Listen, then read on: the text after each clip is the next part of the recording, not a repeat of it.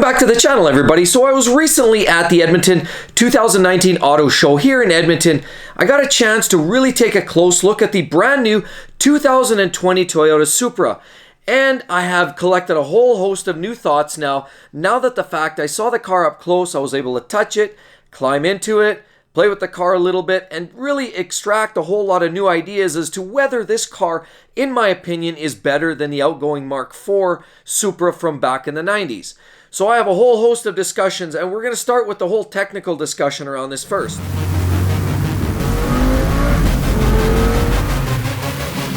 Welcome back to the channel, everybody. Mark with exoticcarplayplace. So now, yes, folks, we can actually confirm comes equipped at a total cost of $49,900 US, plus about a $900 fee. They always tack the extras on there, of course, as well, destination charges. This new Toyota Supra does in fact have the BMW-derived B58 engine that is a 3-liter displacement inline-6 turbocharged engine. Catapult this new Toyota Supra from 0 to 60 times in about 4.1 seconds. It also comes currently equipped only with an 8-speed automatic, which by the way is also a BMW contrived unit, and is all strapped together within the confines of the BMW-derived chassis as well, also utilized in the new Z4. So the question, is this car really better? Now that I had a good look at it, is this new Supra better than the outgoing Mark IV? So let's talk some of the specifications first. So firstly, the Mark IV, the older version, has a more wraparound gauge cluster, more wraparound dash environment, so you feel like you're more in a cockpit or a nest. That is a much more appealing interior for a sporting environment for sure. So that I give kudos to the old Supra. Whereas the new Supra, of course, has more of a linear look. It definitely looks like a BMW on the inside with the dash-mounted iDrive system and, again, straight dashboard. Another plus for the old Mark IV is that it actually has a manual transmission or automatic, depends on your flavor. Sadly enough, the new Mark V A90 only really has an 8-speed auto today. There's discussions by the big senior big heads over at Toyota that there may in fact be a manual transmission in the works, but they're really evaluating what the market demands are. Obviously, it's all about supply and demand. BMW realized that and discontinued the manual transmission in any of their mainstream cars. Maybe Toyota's going to look at a manual for this car. We'll see. Another plus for the MK4, so the older version, is that it has a bulletproof engine. No secret, the old 2JZ is a strong workhorse of an engine. Stock 300 horsepower, very quick, but not a rocket by any means or any stretch of the imagination. It's when you start putting extra boost to it. It's when you start modifying that engine that it really shows true colors of a lot of these engines. And the 2JZ and the Mark IV, it was bulletproof. You throw all kinds of power to it, all kinds of boost, and you can really work the legs off that car, and it is proven over and over again that is extremely reliable.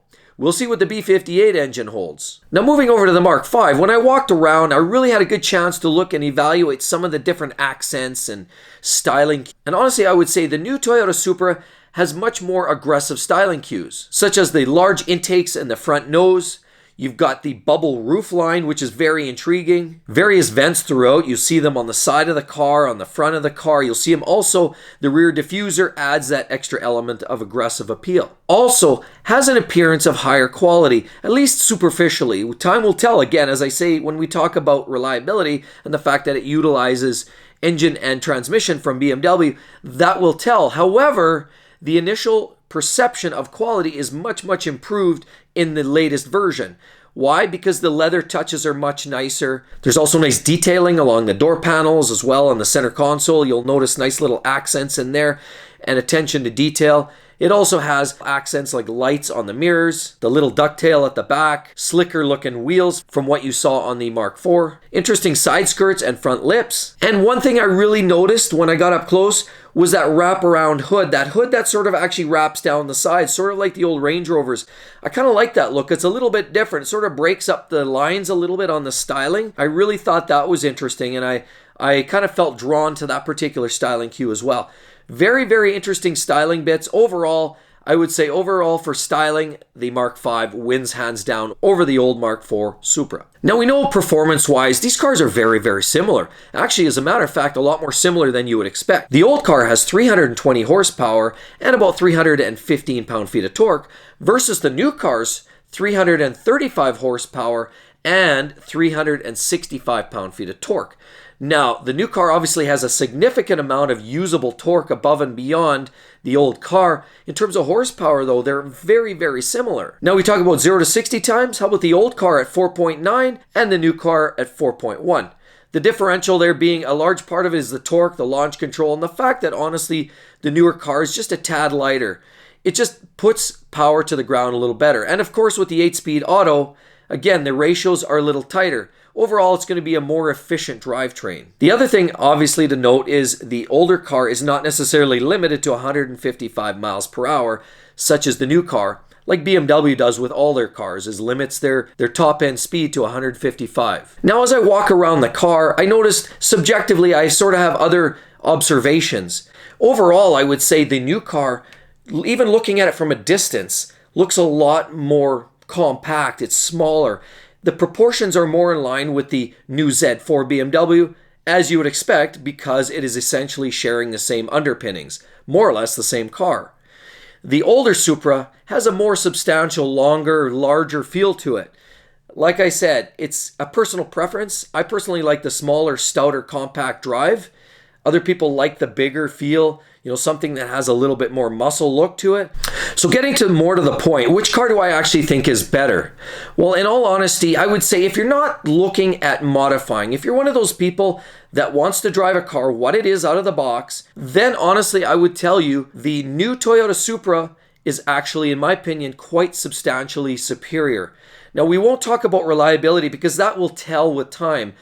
A lot of people are questioning the B58, whether it's going to hold up with time. Like I said, time will tell. I mean, Toyota generally, I wouldn't expect to get in bed with a car company that has a really poorly designed drivetrain. That being said, with the current car, because it only comes in automatic, for me as a true performance enthusiast, I love to drive something that's more either dual clutch transmission or a manual gearbox. This car has neither. It is strictly an 8-speed automatic borrowed from the BMW shelves. Now, for me, that is a bit of a hindrance. Now, don't fret, everybody. The big heads, of course, like I said before, at Toyota are considering developing the manual transmission for future versions of this car. It all depends on what that demand looks like. If the current demand continues to call for automatic and they sell in the numbers that they expect to sell, then I wouldn't expect to see a manual anytime soon. However, if there are additional customer requests over time, I would expect that Toyota is considering that. Now, it all comes down to really what the customers are asking for. And if the customers say we want a manual transmission, I'm sure Toyota will ante up, just like BMW did. They still provide a manual for some of their cars, the M cars only. Unfortunately, the mainstream cars no longer is manual available. However, look at Porsche, for example. Porsche did the same thing. They started deviating away from the manual gearboxes, starting to go to the PDKs and automatics. Particularly when we talk about the GT3s as a prime example, the GT3s went solely to a PDK transmission, and in the last few years, customers have been complaining significantly. As a matter of fact, enough to the point where Porsche finally listened and brought a manual gearbox back. So it was becoming available for the later versions of the GT3. So if you cry loud enough, you might just get what you're asking for. So in all, which car is the better? I would say hands down, the new car is superior from technology, performance, styling cues, overall quality, feel, and fit and finish. The entire new packaging looks superior in my opinion. And don't fret, guys. This is not me trying to get on a BMW bandwagon. What you have to understand is Porsche went through the same thing in the late 90s. Do you remember when Porsche was nothing but air and oil-cooled cars? They went through all their generations of cars and then they finished with the 993s. And then all of a sudden they redeveloped a new liquid-cooled car called the 996. Every single Porsche owner hated the idea, and that car was not welcomed for its slab sides and its liquid cooling. It seemed like really the red-headed stepchild that nobody wanted. But time grew on. Porsche developed that drivetrain. They developed the car. They made the car more powerful, and there was really business reasons and performance reasons for going to liquid cooling, and customers finally grabbed a hold of that. Eventually, the purists essentially adopted the later generations from the 997s, 991s, and now the 992s are all liquid cooled cars, and they're no longer a concern driving those cars. That's not the issue. So again, even the purists at Porsche hated it at first, and eventually grew to love the car. And I would expect this Supra will be similar. I know a lot of the enthusiasts at Toyota and a lot of the real diehard Supra fans are hating this new car, and honestly, I don't blame them in a lot of ways because it seems like a little bit of a sellout to BMW. But on the other hand, I think time will tell. And honestly, I think there's a lot of great benefits to this new styling, the new powertrain. It is a great new car. So all in all, do I think the new car is superior? Yes, I do actually, and time will tell. So anyway, I hope you enjoyed the video. I know it's going to stir a little bit of a nest, but really guys, I'm not picking sides. I'm just looking at it objectively. I had a really good chance to look at the car all the way around, and I truly like the looks of the new car. I love the old Supra. When I first drove that car, it was a lot of fun. I really felt like it was a really substantial car. I always loved that Supra, even way back in the 2JZ version. So the original Mark IV car was a really substantial, hefty, powerful machine that I loved it. But now, time goes on and you can't help but stop progress. And honestly, I think in a lot of ways, this is progress. So you guys, I'd love to hear your comments below. You know what?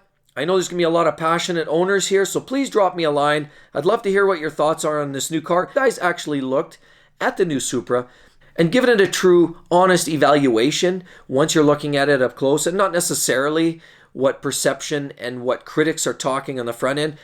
Go take a look. I would suggest just go have a look at the car. You'll see it in your showrooms very soon. And honestly, give it your own perspective, your own independent thought. I'd love to hear your comments below. Make sure you guys give me a thumbs up, like. Don't forget to subscribe below and hit that notifications bell. I'd love to see you guys come back for more great videos. Hope to see you guys soon. Catch you then. Bye-bye.